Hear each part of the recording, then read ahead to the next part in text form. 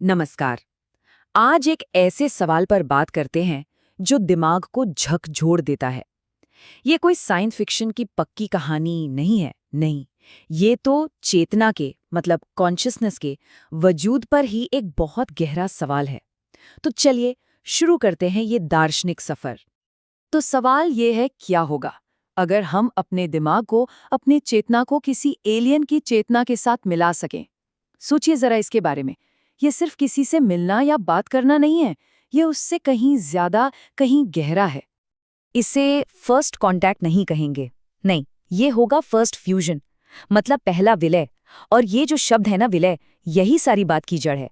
ये कोई आम मुलाकात नहीं है, बल्कि दो अलग अलग दुनिया की चेतनाओं का पूरी तरह से एक हो जाना है। ठीक है, तो सबसे पहला और सबसे बड़ा सवाल तो यही है कि ये होगा कैसे। मतलब दो अलग अलग प्रजातियों के मन आखिर मिल कैसे सकते हैं।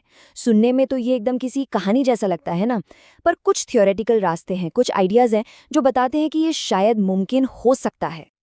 तो देखिए, इसके 3 संभावित रास्ते सोचे गए हैं। पहला है न्यूरल फ्यूजन, मतलब दिमाग की नसें ही आपस में जुड़ जाएं और एक हाइब्रिड सोच पैदा हो। दूसरा है शेयर्ड कॉन्शियसनेस फील्ड्स।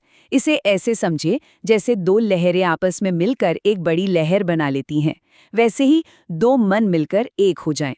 और तीसरा है एक कॉग्निटिव ट्रांसलेटर, जो एक तरह का बिचौलिया हो, जो दोनों के विचारों को एक दूसरे के लिए ट्रांसलेट करे।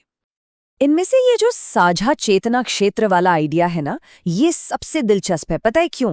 क्योंकि ये सिर्फ इंफॉर्मेशन शेयरिंग नहीं है कि तुमने मुझे कुछ बताया, मैंने तुम्हें कुछ बताया। नहीं, ये तो दो चेतनाओं के मिलने से कुछ बिल्कुल नया बनाने जैसा है। एक ऐसी चेतना जिसका वजूद पहले था ही नहीं। चलिए 1 मिनट के लिए मान लेते हैं कि ये हो गया। तो अब अगला सवाल आता है मैं का। मतलब उस इंसान का क्या होगा जो इस विलय का हिस्सा है।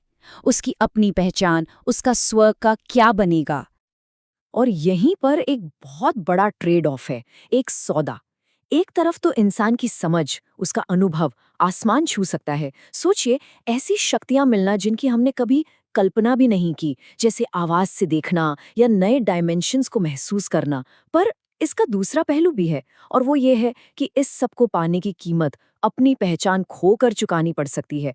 वो जो मैं की फीलिंग है ना, वो शायद हमेशा के लिए धुंधली पड़ जाए। और बात यही खत्म नहीं होती। एक और खतरा है, एक बहुत ही अजीब सा खतरा। सोचिए, अगर वो मिला हुआ स्टेट, वो विलय की अवस्था इतनी कमाल की हो, इतनी नशीली हो कि कोई वापस ही ना आना चाहे। वो अपनी पुरानी जिंदगी, अपनी पुरानी पहचान को हमेशा के लिए छोड़ दे। इसे एक तरह की कॉग्निटिव एडिक्शन या संज्ञानात्मक लत कह सकते हैं।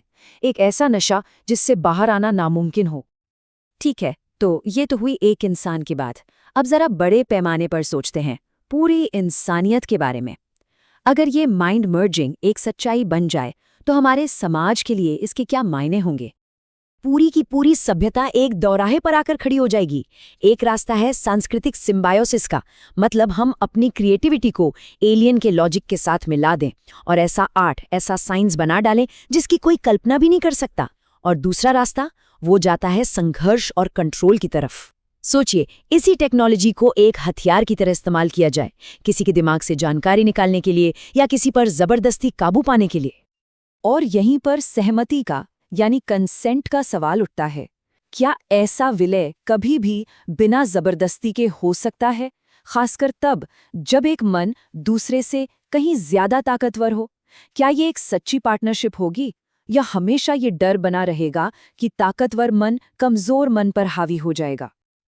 और अब आते हैं सबसे गहरे, सबसे मुश्किल सवालों पर। ये सिर्फ टेक्नोलॉजी की बात नहीं है, ये तो हमें इंसान होने के मतलब पर ही सवाल उठाने को मजबूर कर देती है।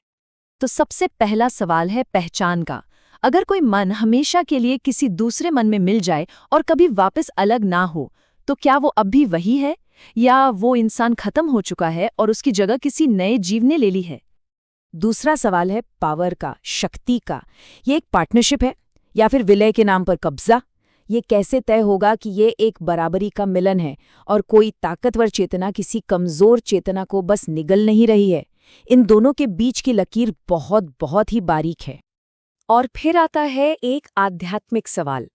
दुनिया भर की कई फिलॉसफी और धर्मों में परम चेतना के साथ एक हो जाना मोक्ष माना जाता है, परम लक्ष्य माना जाता है।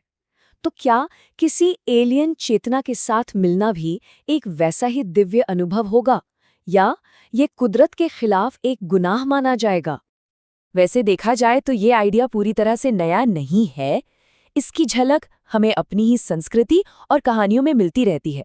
जैसे हिंदू फिलॉसफी में अद्वैत वेदांत की सोच, जहां स्व का ब्रह्म में मिल जाना ही परम सत्य है, या फिर साइंस फिक्शन में स्टार ट्रेक के गोर्ग, जो सबको जबरदस्ती अपने में मिला लेते हैं, या फिर दुनिया भर की रहस्यवादी परंपराएं, जहां ईश्वर या दूसरे के साथ एक हो जाना ही ज्ञान का रास्ता है। ये सब उसी एक सवाल के अलग अलग जवाब ढूंढने की कोशिशें हैं। तो आखिर में ये पूरा विचार एक बहुत ही बुनियादी इंसानी कश्मकश को दिखाता है। एक तरफ हम सब कनेक्शन चाहते हैं, दूसरों से गहराई से जुड़ना चाहते हैं, और दूसरी तरफ हमें अपनी पहचान, अपना वजूद खोने का एक डर भी लगा रहता है। ये जो माइंड मर्जिंग का आइडिया है ना, ये इसी कश्मकश का सबसे एक्सट्रीम रूप है।